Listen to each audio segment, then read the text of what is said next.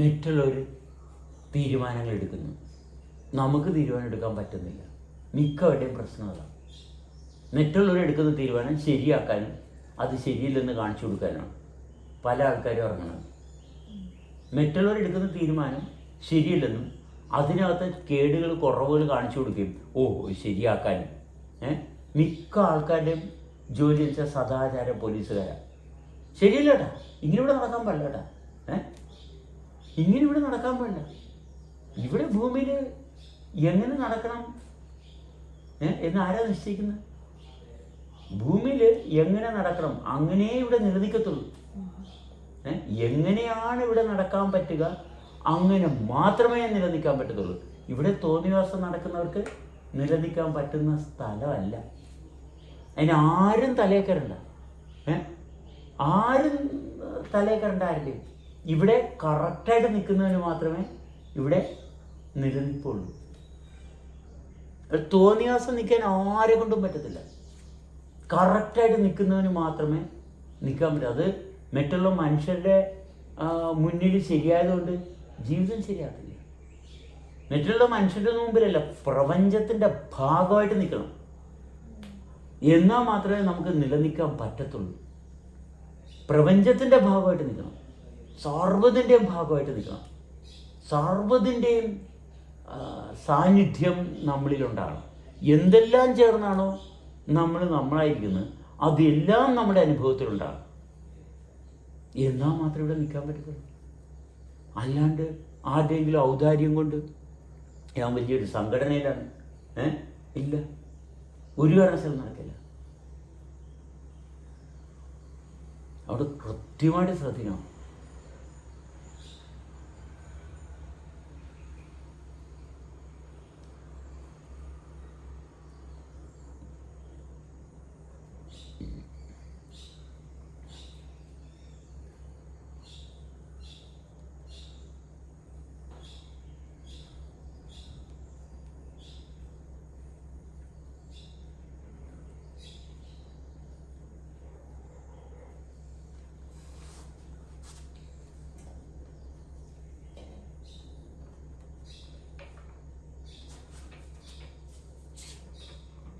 ചോറ് ഒരുപാട് കഴിച്ചു കഴിഞ്ഞാൽ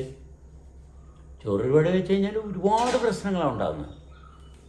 ചോറ് കുറച്ചിട്ട് കറി കുറച്ച് കൂട്ടുക, പച്ചക്കറി അതും ഇതൊക്കെ കുറച്ചൊന്ന് കൂട്ടുക. ഒരു പിടി ചോറ് കഴിച്ചാൽ മതി.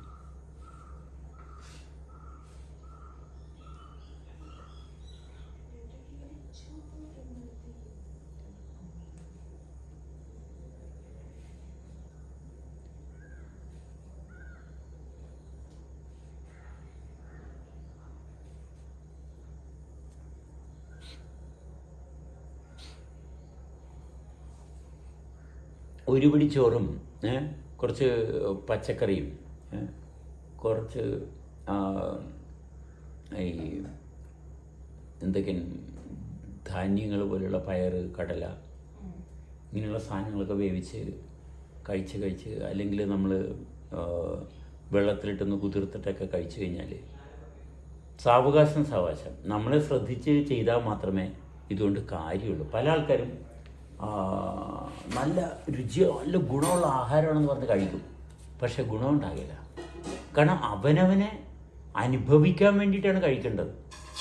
അവനവനെ നിരന്തരം അനുഭവത്തിൽ അവൻ്റെ ശ്രദ്ധ നമുക്ക് കിട്ടിയല്ല. അത് തന്നെ നമ്മളുടെ ഗുണം മെച്ചപ്പെടുത്തി കൊണ്ടുവച്ചാൽ നമ്മുടെ ഗുണം നമ്മൾ അനുഭവിച്ചുകൊണ്ടിരിക്കണം. അതാണ് നമ്മുടെ ജീവിതം. ഞാൻ എന്നെ അനുഭവിക്കുന്നു, ഇതാണ് ജീവിതത്തിൻ്റെ ഭാഗം. എന്നെ അനുഭവിക്കുന്നുണ്ടെങ്കിൽ അവിടെ നൈരന്തര്യത വന്നു, അവിടെ തുടർച്ച വന്നു.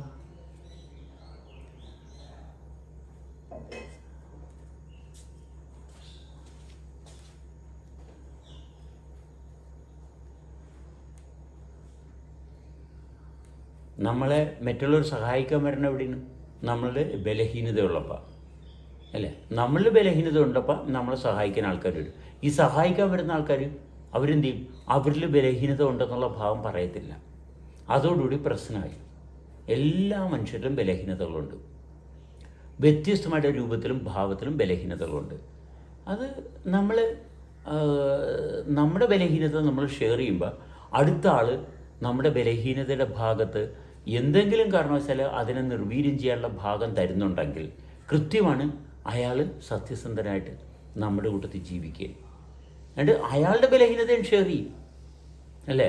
അയാളുടെ ബലഹീനതയും ഷെയർ ചെയ്യും. അത് ഷെയർ ചെയ്യണം. ബലഹീനത ഇല്ലാത്ത ആരാളും.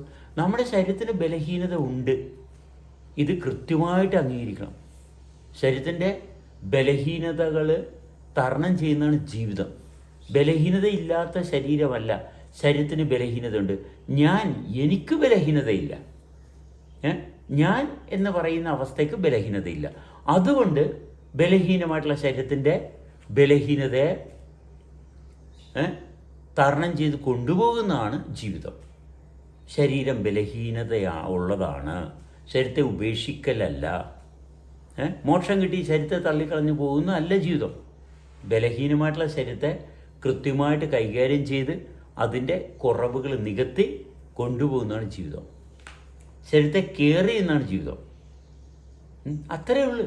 അപ്പോഴാണ് സത്യസന്ധമായിട്ടുള്ള ജീവിതം ആരംഭിക്കുന്നത്. അല്ലാണ്ട് മരിച്ച് സ്വർഗത്ത് പോകുന്നതല്ല. മരിച്ചാൽ മരിച്ചത് തന്നെയാണ്. മരിച്ചാൽ മരിച്ചത് തന്നെ.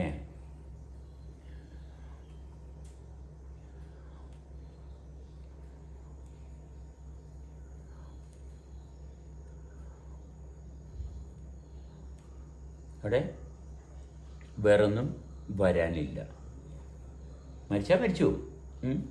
നരകവും സ്വർഗവും എന്ന് പറയുന്നത് എന്താണ്? നമ്മൾ ദുഃഖത്തെ നരകമായിട്ടും സുഖത്തെ സ്വർഗമായിട്ട് കാണുന്നുണ്ടെങ്കിൽ തെറ്റാണ്. ദുഃഖത്തെ സുഖത്തെയും കൃത്യമായിട്ട് കൈകാര്യം ചെയ്യുന്നിടത്താണ് ശരിയായിട്ടുള്ള സ്വർഗം. സുഖമല്ല സ്വർഗം. സുഖം ആകാശമായിട്ടുള്ള ബന്ധത്തിൻ്റെ ഭാഗമാണെങ്കിൽ ദുഃഖം ഭൂമിയുടെ ഗുരുത്വാകർഷണം അല്ലെങ്കിൽ ആകർഷണ ശക്തിയുടെ ബന്ധമാണ്. അപ്പം നമ്മളെന്ത് ചെയ്യുന്നു, ഞാനെന്ത് ചെയ്യുന്നു, നമ്മളെന്ത് ചെയ്യുന്നു എന്ന് പറയുന്ന ഭാഗം, നമ്മൾ ഈ സംസാരത്തിൻ്റെ ഭാഗത്തൊക്കെ നമ്മളുടെ ഭാഗമാണ്. ഞാനെന്ന് പറയുമ്പോൾ ഈ ഭാഷയില്ല. ഞാനെന്ന് പറയുമ്പോൾ സംസാര ഭാഷ ഇല്ലാത്തതാണ് ഞാൻ. നമ്മളുടെ ഭാഗത്താണ് സംസാര ഭാഷ വരുന്നത്. അപ്പോൾ മലയാളം പഠിപ്പിച്ചത് കൊണ്ട് നമ്മൾ മലയാളത്തിൽ സംസാരിക്കുന്നു. നമ്മൾ സംസാരിക്കുന്നു. ഞാൻ സംസാരിക്കുന്നില്ല. ഞാൻ എന്താ ചെയ്യുന്നത്? ഞാൻ എന്നിൽ നിരന്തരം പ്രവർത്തിച്ചുകൊണ്ടിരിക്കുകയാണ്. സംസാരിക്കുന്നത് നമ്മളുടെ ഭാഗമാണ്. ഇത് കൃത്യമായിട്ട് ശ്രദ്ധയിൽ കൊണ്ടുവരണേ. ഞാൻ സംസാരിക്കുന്നില്ല, നമ്മളാണ് സംസാരിക്കുന്നത്. അതുകൊണ്ട് മലയാളത്തിൽ സംസാരിക്കാൻ നമ്മൾ പഠിപ്പിച്ച ഭാഷ, ഇംഗ്ലീഷ് അറിയാവുന്നിടത്ത് ചെല്ലുമ്പോൾ അവർ നമ്മളെ ഇംഗ്ലീഷ് ഭാഷ പഠിപ്പിച്ചു തരും. ഹിന്ദിക്കാരുടെ ഇടയിൽ ചെന്ന് കഴിഞ്ഞാൽ ഹിന്ദി ഭാഷ പഠിപ്പിച്ചു തരും. തമിഴന്മാരുടെ ഇടയിൽ ചെന്നാൽ നമ്മളാണ്. ഈ നമ്മളും ഞാൻ ആരുടെയും ഭാഷ പഠിക്കുന്നില്ല. ഞാൻ എന്നിൽ സജീവമായിട്ട് പ്രവർത്തിക്കുന്നുണ്ടെങ്കിൽ ഈ ഭാഷയും നമ്മളുടെ ഭാഗത്ത് വരുന്ന കാര്യങ്ങൾ, സാമൂഹികമായിട്ടുള്ള കോടതി, പോലീസ് സ്റ്റേഷൻ, ഇതെല്ലാം നമ്മളുടെ കാര്യങ്ങളാണ്. ഞാൻ അവിടെയൊന്നുമില്ല. ഞാൻ പരിപൂർണ നിശബ്ദതയിൽ നിശ്ചലമായിട്ട് നിലനിന്ന് പ്രവർത്തിച്ചു പോരുന്ന ഒന്നാണ് ഞാൻ. നമ്മളുടെ ഭാഗത്താണ് ഈ ഭാഷ, സദാചാരം, പോലീസ് സ്റ്റേഷൻ, കോടതി, നിയമങ്ങൾ എല്ലാം നമ്മളുടെ താല്പര്യത്തിൻ്റെ ഭാഗത്താണ്. കോടതി, പോലീസ് സ്റ്റേഷൻ, സ്കൂള്, കോളേജ്, ജോലി, ഇതെല്ലാം നമ്മളുടെ ഭാഗത്താണ്. ഞാൻ എന്താണ് ചെയ്യുന്നത്? ഞാൻ നിരന്തരം എന്നിൽ സജീവമാകുന്നില്ലെങ്കിൽ നമ്മളുടെ ഭാഗത്ത് ഒരു കാരണവശാലും സുസ്ഥിരമായിട്ടുള്ള നീക്കുപോക്ക് ഉണ്ടാക്കാൻ പറ്റത്തില്ല. ഞാൻ എന്നിൽ സജീവമായാൽ മാത്രമേ സ്വസ്ഥമായിട്ടുള്ള ജീവിതം സാധ്യം ആകൂ. ഞാൻ ആക്റ്റീവ് ആവുന്നില്ല. എല്ലാവരും ഞാൻ ഭാഷ പഠിച്ചു, ഞാൻ കളക്ടറായി, ഞാൻ കല്യാണം കഴിച്ചെന്നാണ് പറയണത്. ഞാനല്ല, നമ്മളാണ് കല്യാണം കഴിക്കുന്നത്. അത് നമ്മളുടെ ഭാഗത്താണ്. അതുകൊണ്ട് ഉണ്ടാകുന്ന കുട്ടികളും നമ്മളുടേതാണ്, എൻ്റേതല്ല. കുട്ടികൾ ഒരിക്കലും എൻ്റേതാകത്തില്ല, നമ്മളുടെ കുട്ടികളാണ്. ഈ ഭാഗം കൃത്യമായിട്ട് അറിയണം. ആശയങ്ങൾ നമ്മളുടേതാണ്. ആശയങ്ങൾ അത് എൻ്റെ ആശയമില്ല, നമ്മളുടെ ആശയങ്ങളാണ്. ഈ ഭാഗം വ്യക്തമായിട്ട് ശ്രദ്ധയിൽ കൊണ്ടുവരണം. നമ്മളാണ് ഇവിടെ ഒരുമിച്ച് ജീവിക്കുന്നത്. ഞാൻ എന്നിൽ ഞാൻ എന്നിൽ സജീവമായിട്ട് പ്രവർത്തിക്കുന്നില്ലെങ്കിൽ നമ്മളുടെ ഭാഗത്ത് ഒരിക്കലും സഹകരണം ശരിയാകത്തില്ല. ഞാൻ നിന്നെ കല്യാണം കഴിക്കാമല്ല, അവൾ എന്നെ തേച്ചു അല്ല. അവിടെ നമ്മൾ ശരിയായിട്ട് നിൽക്കാതിരുന്നത് കൊണ്ട് ആ വ്യക്തിയുടെ ശരീരം നമ്മളുമായിട്ട് പൊരുത്തപ്പെട്ടു പോയില്ല. ഒരു പെൺകുട്ടി ഒരു ചെറുക്കനെ പ്രണയിക്കണമെന്നുണ്ടെങ്കിൽ ഞാൻ ആണ് അവളെ പ്രണയിച്ചെന്നുള്ള ഭാഗമല്ല, നമ്മളുടെ പ്രണയം അതെല്ലായിടത്തും മനോഹരമായിട്ട് കൊണ്ടുപോകേണ്ടൊരു കാര്യമാണ്. നമ്മൾ എന്ന് പറയുന്ന വ്യവസ്ഥയുടെ താല്പര്യത്തിലാണ് ഈ ആണും പെണ്ണും പ്രണയത്തിലും അല്ലെങ്കിൽ അതേ തുടർന്ന് ലൈംഗികമായിട്ട് ബന്ധപ്പെടുന്ന ഭാഗത്തോട്ടൊക്കെ പോകുന്നത്. അത് നമ്മളുടെ ഞാനല്ല. ഞാൻ അപ്പോഴും ഇപ്പോഴും എപ്പോഴും നിശബ്ദമായിട്ട് പ്രവർത്തിച്ചുകൊണ്ടിരിക്കുന്നു. നമ്മളുടെ ഭാഗത്താണ് സ്കൂളും വിദ്യാഭ്യാസവും കാര്യങ്ങളൊക്കെ. നമ്മൾ പഠിപ്പിക്കുന്നു സമൂഹത്തിൽ എങ്ങനെ ജീവിക്കണം, അല്ലെങ്കിൽ സാമൂഹികമായിട്ടുള്ള അന്തരീക്ഷത്തിൽ എങ്ങനെയാണ് കൈകാര്യം ചെയ്യേണ്ടത്. നമ്മളുടെ ഭാഗത്ത് ഇന്ന് നമ്മൾ പഠിപ്പിക്കുന്ന ഭാഗത്ത് ഒരുപാട് മിസ്റ്റേക്ക് ഉണ്ട്. ഒരു വ്യക്തി ആ വ്യക്തിയുടെ താല്പര്യമില്ലാതെ നമ്മളുടെ ഭാഗത്ത് അടിച്ചേൽപ്പിക്കുന്നു. ഇതുകൊണ്ട് വിദ്യാഭ്യാസ സമ്പ്രദായത്തെ മനുഷ്യന് കൈകാര്യം ചെയ്യാൻ പറ്റാതെ. അത് ഞാനെന്ന് പറഞ്ഞ അനുഭവം വളർത്താനുണ്ട് എന്നൊരു ഭാഗം കാണാതെയാണ് ഇന്നത്തെ വിദ്യാഭ്യാസവും നമ്മുടെ മതപരിഷ്കാരങ്ങളും രാഷ്ട്രീയ സ്വാധീനവും. അടുത്തത് പുതിയ വന്നിരിക്കുന്നത് എന്താണ്? ശാസ്ത്രീയമായിട്ടുള്ള സ്വാധീനം. ഇതെല്ലാം നമ്മളുടേതാണ്. ഇതിന് അതിൻ്റേതായിട്ട് നമ്മൾക്ക് എന്തെല്ലാമുണ്ട്? വിദ്യാഭ്യാസമുണ്ട്, മതമുണ്ട്, രാഷ്ട്രീയമുണ്ട്, ഇത് ശാസ്ത്രീയമുണ്ട്. ഈ 4 കാര്യങ്ങളുണ്ട്. സമൂഹത്തിൻ്റെ വ്യത്യസ്തമായിട്ടുള്ള തലങ്ങളിൽ നിന്ന് വരുന്ന പ്രവർത്തനങ്ങളാണ് നമ്മളുടെ ഭാഗത്ത് വരുന്നതാണ്. ഇതിനെല്ലാത്തിനെയും കൃത്യമായിട്ട് കൈകാര്യം ചെയ്യണമെന്നുണ്ടെങ്കിൽ ഞാൻ എന്ന് പറയുന്ന ഒരു ഭാഗം എന്നിൽ അനുഭവത്തെ സൃഷ്ടിക്കുന്ന ഭാഗം ഉണ്ടായിരിക്കണം. അല്ലെങ്കിൽ ഇതെല്ലാം തലകുത്തിപ്പോകും. ഈ ഭാഗം കൃത്യമായിരിക്കണം. അതിൽ യാതൊരു കാരണവശാലും കോട്ടം ഉണ്ടാകരുത്. എന്നാൽ മാത്രമേ ശാശ്വതമായിട്ടുള്ള അനുഭവത്തിൽ തുടർന്ന് പോകാൻ പറ്റത്തുള്ളൂ.